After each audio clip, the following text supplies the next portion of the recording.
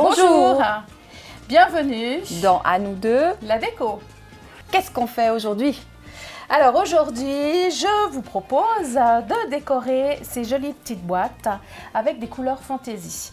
Ce sont des couleurs très amusantes à utiliser. C'est des peintures à effet. En fait, on peut voir que tu as des effets d'écailles et des effets un peu de marbre. Et en fait, ça, c'est les peintures qui vont le faire toutes seules. Mais ça, tu trouves? Je vais te montrer les différentes étapes. C'est très simple d'utilisation. Voilà. Alors, pour cet atelier, il va te falloir des boîtes, bien sûr, de différentes en bois, en MDF comme on appelle. Voilà, les grandeurs qu'on a envie, les formes qu'on a envie, ça, il n'y a aucun souci. Il va falloir des peintures acryliques pour décorer effectivement, voilà, pour décorer au départ tes boîtes. Par la suite, tu vas avoir besoin bien sûr de pinceaux, de pipettes également. Pas trop vite, voilà. De pipettes. Parce qu'en fait, ces peintures fantaisie sont utilisables avec des pipettes et non pas avec des pinceaux. L'effet est beaucoup plus joli. Des rubans pour décorer par la suite ta boîte. Voilà. Et un crayon eyeliner, comme on l'appelle, un peu comme au maquillage. C'est en fait une peinture pour cerner. Et ça va te permettre de délimiter les différentes parties de décoration sur ta boîte. Voilà. Alors, il faut savoir que cette peinture fantaisie ne se nettoie pas à l'eau. Donc, tu vas avoir besoin de White Spirit. Et puis, bien sûr, d'un petit... Ah ouais, on est obligé. Voilà, c'est White Spirit. On est obligé de montrer la marque. Il n'y a pas le choix. Et en fait, d'un petit godet pour le nettoyage. Et bien sûr, papier ménage pour bien nettoyer tout ça. Voilà. Impeccable. Alors la première étape, c'est de prendre ta boîte neutre. Tu vas la peindre, tu vas choisir en fait la couleur que tu as envie de peinture acrylique. Là, alors je vois qu'on a choisi de la peinture acrylique nacrée. Alors avec les peintures nacre, il est important de bien mélanger parce qu'en fait c'est des peintures à particules de métal. Donc c'est important de vraiment bien mélanger la peinture pour que la couleur soit uniforme. C'est suffisant là. Voilà, je pense que c'est parfait. Voilà, j'ai fini la peinture. Voilà, alors cette étape est faite, c'est parfait. Alors ce qui est important, c'est de bien avoir peint l'intérieur et l'extérieur de la boîte et également aussi le contour du couvercle. Les peintures fantaisie, en fait, vont être appliquées simplement sur le couvercle. C'est des peintures qui sont utilisables seulement sur une surface plate. Donc voilà pourquoi je t'ai fait peindre ta boîte à l'extérieur et à l'intérieur avec une peinture acrylique. Parfait. Maintenant, on va passer à la décoration du couvercle. Tu vas prendre ton crayon à cerner. Voilà. Et tu vas délimiter un dessin que tu as envie de faire sur le couvercle de ta boîte. D'accord. Voilà. Alors voilà, c'est une peinture assez épaisse avec donc un bec, comme on peut voir, très fin, qui te permet de cerner en fait le tour de ta boîte. Alors voilà, maintenant tu commences à bien cerner.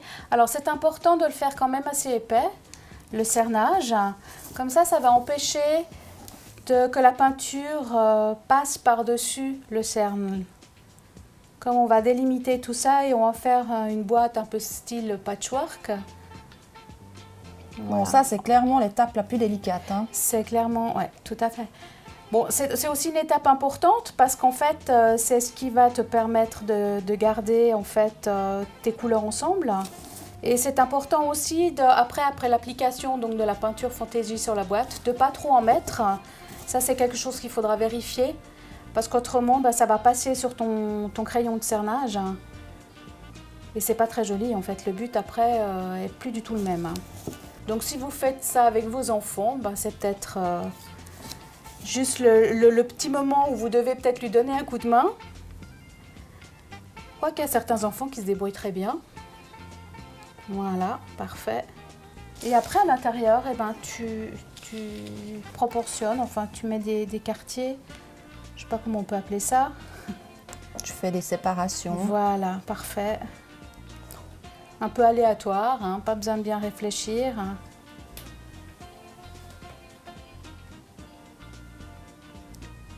Alors maintenant, quand cette étape est terminée, on va pas besoin d'attendre une période de séchage. On peut tout de suite commencer à travailler avec les peintures fantaisie. Donc je te laisse choisir les couleurs que tu as envie d'appliquer. Alors, je vais commencer par du violine. Voilà. Alors la même chose, puisque ces peintures sont des peintures à effet, c'est important de bien mélanger la peinture avec une petite brochette. Ça c'est une étape alors effectivement très importante. Si on mélange pas bien, ben, les particules, l'effet va pas être très beau. Je pense que tu dois sentir en fait au fond une certaine épaisseur, voilà. Ouais, c'est tout à fait ça. Donc ça c'est la matière. Mais maintenant il n'y en a plus. Voilà. Il faut vraiment que tu sentes que ce soit très fluide à l'intérieur de ton flacon. Voilà. Ensuite. Alors la particularité de cette peinture, en fait on va l'utiliser avec des pipettes. Donc pour bien utiliser ta peinture, on va appuyer pour faire le vide d'air sur la pipette. Voilà. Maintenant, tu mets ta pipette dans le flacon et on va lâcher simplement la pression et on voit automatiquement la peinture qui monte le long de la pipette. Quand la peinture s'est arrêtée, ça veut dire que tu as la quantité, tu as assez de quantité. Voilà. Et maintenant, tu peux appliquer sur ta boîte. Alors, on tient toujours notre pipette à la verticale, ça c'est important pour qu'il y ait un bon débit. Et voilà, on laisse faire, on appuie. Et en fait, ce que j'appelle, moi, c'est une peinture intelligente, c'est-à-dire que on peut laisser 1 ou 2 mm du bord et gentiment, c'est encore une peinture qui va travailler pendant 12 heures après l'application. Donc, elle va s'étaler. Et gentiment, elle va s'arrêter à l'endroit où vous avez fait votre séparation avec le crayon relief. Donc là, je ne vais pas plus près. Là, tu n'es pas obligé d'aller plus loin. Alors effectivement, là, je ne sais pas si tu as vu, voilà, il y a des bulles d'air. Ça, c'est important de bien les enlever, les bulles d'air, parce que c'est une peinture qui sèche. Et s'il y a une bulle d'air, eh ben, elle se voit très nettement et ça arrête l'effet de dessin. Voilà, là pour cette étape. On laisse comme ça? On peut laisser comme ça parce que ça va encore gentiment s'étaler. Comme ça, on s'assure, si jamais il y en a trop, eh ben, en fait, la peinture va bien s'étaler et ne va pas passer par-dessus ton crayon relief. Pour chaque couleur qu'on utilise, on est obligé de changer de pipette. Tu vas refaire cette opération avec l'autre couleur que tu as choisie. Entre-temps, les autres. Alors dans ces couleurs fantaisie, en fait, vous allez choisir, il y a 2 couleurs, enfin deux sortes d'effets. Il y a des peintures prismes, qu'on appelle ça. En fait, ça va vous donner un effet de petite écaille et des peintures moon, et qui fait cet effet marbré. À savoir que l'effet ne se fait pas tout de suite. Il faut attendre au maximum 12 heures, voire même peut-être 72 heures pour que l'effet soit terminé. À noter que les 2 types de peinture peuvent être mélangés ensemble. Et on passe à la dernière couleur, toujours avec une nouvelle pipette. Ça c'est important. Comme ça il n'y a pas de mélange de couleurs qui se font. Voilà, alors l'étape de peinture est terminée. Maintenant ce qu'on peut faire, on peut agrémenter la boîte avec un joli petit ruban qu'on met autour du couvercle, comme sur l'exemple ici. Voilà. Ou on peut mettre des strass, on peut mettre toutes sortes de décorations, on peut mettre une fleur, enfin ce que vous avez envie, il n'y a aucun souci. Maintenant, bien important, de laisser sécher votre boîte à plat au moins 72 heures. Après, vous pouvez l'utiliser sans problème. Voilà. Excellent, excellent, parfait.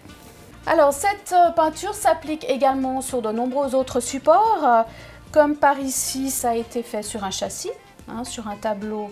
Mais exactement la même chose, donc délimiter bien avec le crayon eyeliner. Ceci, c'est sur un plat, un verre. bien plat, voilà.